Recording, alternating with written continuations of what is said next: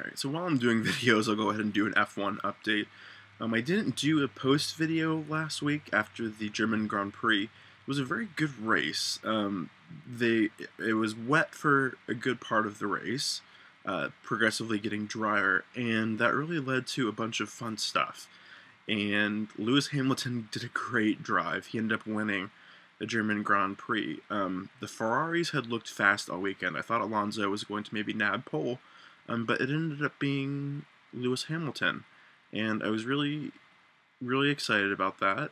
And we'll kind of see what happens from here on out. I feel like some people are thinking that McLaren are back. I'm not so sure. I think that perhaps the weather in Germany really suited the McLaren.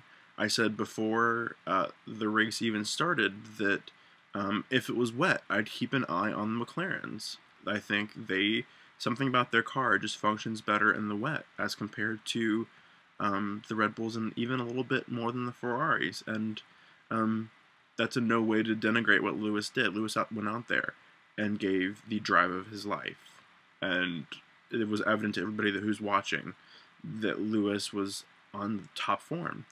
But I think the cold temperatures helped. I think the rain helped. And I would not be surprised. I just finished watching last year's Hungarian Grand Prix. And, of course, this weekend is the Hungarian Grand Prix for this weekend. And I was watching, and last year, we didn't have any of the overtaking devices. They were on Bridgestones, there was no KERS, and there was no DRS. So I think it's very likely that we'll see more passing this year. I'm assuming the DRS is on the main straight. I need to look into that. But I think we'll see more passing this year. But I would not count out Vettel being on pole and winning another race. Or even Mark Webber. Mark Webber won here last year.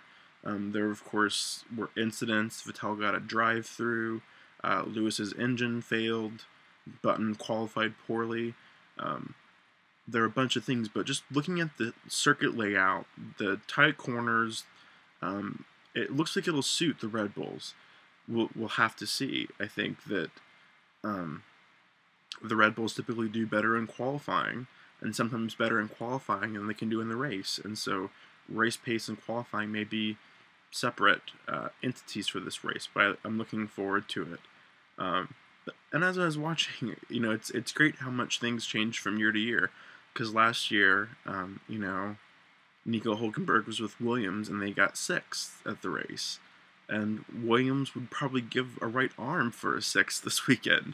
They've been struggling ahead of their switch to Renault power next year. So it'll be interesting to see. I'm actually going to be out of town.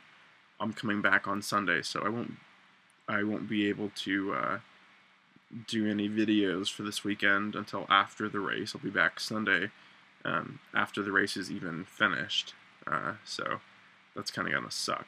But, yeah, I'm going to go ahead and say my money's on the Red Bulls. I wouldn't count Lewis out for a podium.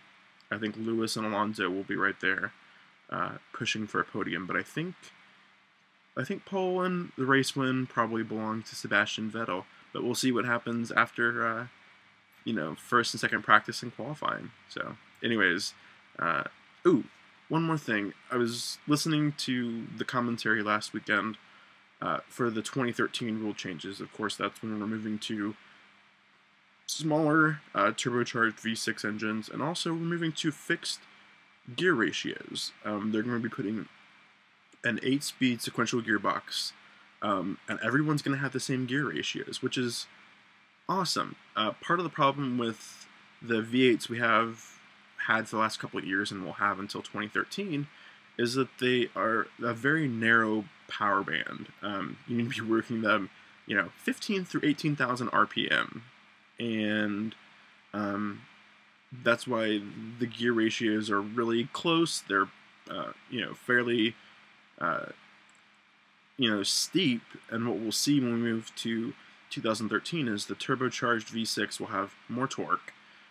So you'll be able to, use the engine successfully over a wider band of revs, and they'll be able to, just do these standard gearboxes. It's one more thing to not have to deal with during the weekend. programming your gear ratios, and how does that affect reliability. And I think it'll be probably a good move. I think engineers probably hate losing the ability to tweak the gear ratios for their cars, but it'll be pretty awesome. And I'm not worried like everybody else about the sound. I think a turbo V6 winding to 15 or 16,000 RPM. If that still doesn't get your blood boiling, then you've probably been too spoiled over the last few years. But anyways, looking forward to the race in Hungary, and I'll talk to you guys later.